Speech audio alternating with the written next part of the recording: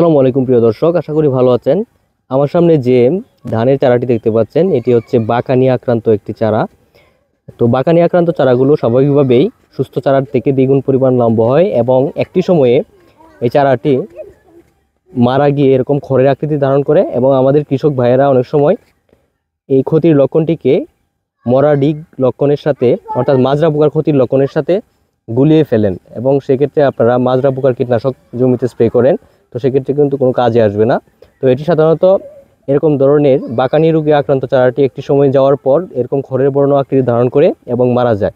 তো আপনাদের করণীয় হচ্ছে, এরকম একটি চারা যদি আপনারা গাছ থেকে তুলেন, তো বাকানি আক্রান্ত কিনা সেটি চেনার উপায় হচ্ছে, দেখবেন যে বাকানি আক্রান্ত চারাটি অবশ্যই অস্থানিক শিকড় বের হবে।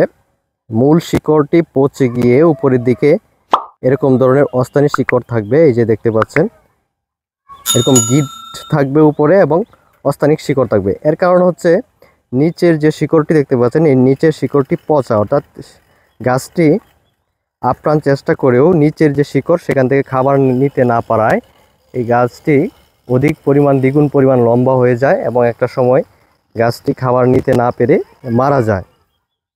তো এই বাকানি রোগের সাধারণত যে ছত্রাক, তো বাকানি রোগের ছত্রাকের নাম হচ্ছে ফিউজেরিয়াম মনিলিফর্মি ছত্রাক। এই ফিউজেরিয়াম মনিলিফর্মি ছত্রাক ধান গাছের গোড়ার দিকে জিবরেলিন নামক হরমোন নিঃসরণ করে এবং একটি সময় ধানের যে চারার শিকড় পচে যায় এবং এই বিষাক্ত টক্সিনের কারণে গাছ উপরের দিকে খাবার নিতে পারে না, যার ফলশ্রুতিতে গাছটি একসময় মারা যায়। তো আমাদের কৃষক ভাইয়েরা যে কাজটি করেন, যে আপনারা ভুল করে মাজরা পোকার ক্ষতির লক্ষণ মনে করে যে এখন যে ধানের স্টেজটি চলছে দেখতে পাচ্ছেন, এই স্টেজে কিন্তু এরকম বাকানি আক্রান্ত যে চারাগুলো থাকবে, সেই বাকানি আক্রান্ত চারাগুলো কিন্তু এই স্টেজে মারা যাবে।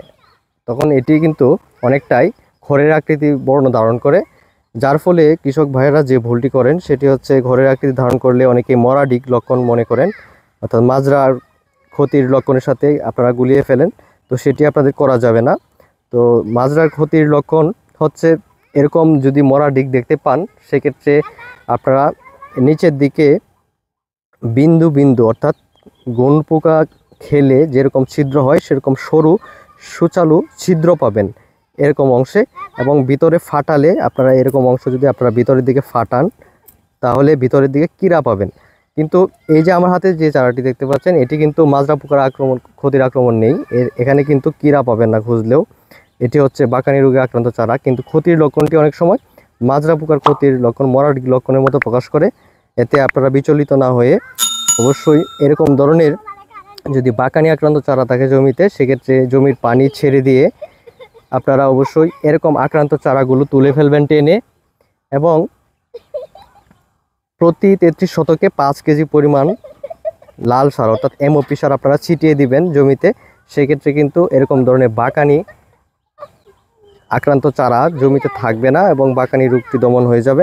কিন্তু যদি আপনারা দেখতে পান যে এরকম ধরনের চারা অতিরিক্ত এবং সেখানে দেখা যাবে যদি আপনারা খড়ের আকৃতির এবং মরা ডিগ লক্ষণ দেখতে পান, সেক্ষেত্রে অবশ্যই ধরে নেবেন ভিতরে মাজরা আছে কিনা, এবং মাজরা আছে কিনা সেটি শিওর হওয়ার জন্য আপনারা এরকম ধরনের একটি মরা ডিগ নিয়ে ভিতরে আপনারা ফাটিয়ে দেখবেন যে কীরা অথবা কীরার মল আছে কিনা। যদি কীরা এবং কীরার মল থাকে সেক্ষেত্রে অবশ্যই বুঝে নেবেন যে জমিতে মাজরা পোকা আছে।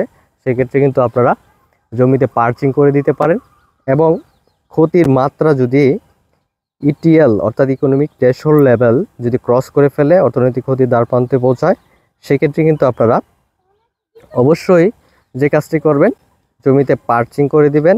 এবং পার্চিং অবশ্যই এমনভাবে করবেন যাতে পার্চিং প্রতি 30 ফুট পর পর, অর্থাৎ উভয় পাশ থেকে, উভয় দিক থেকে যাতে 30 ফুট পর পর হয় চতুর্দিক থেকে, সেটি খেয়াল রাখবেন। এবং মাজরার ক্ষতি দূর করতে যদি দেখেন যে আক্রমণের মাত্রা বেশি, সেক্ষেত্রে অনুমোদিত কীটনাশক হিসেবে আপনারা থায়ামেথাক্সাম প্লাস ক্লোরান্ট্রানিলিপ্রোল গ্রুপের কীটনাশক আপনারা জমিতে যদি স্প্রে করে দেন, সেক্ষেত্রে কিন্তু এই ধরনের মাজরা পোকার ক্ষতি আপনাদের জমি থেকে সরাতে পারবেন এবং জমিকে মাজরা মুক্ত রাখতে পারবেন।